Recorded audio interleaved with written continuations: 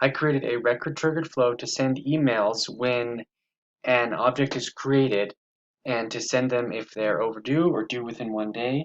So that's what this flow does. It has 5 different paths.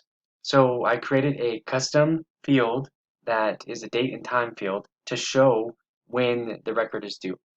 It can run it immediately, or if it's due within 1 day, we can have it not send the email or send the email. Why I put this decision in here is because if the record was created that very day, I know it's going to be due within that very day, so I don't need a reminder, and it's just going to decide. So I made that with a formula field.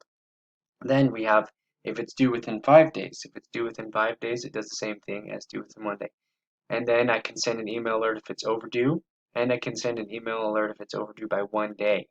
So this is a email alert record triggered flow, and it's very useful because it can do a lot of automation for you so that you don't have to do it yourself.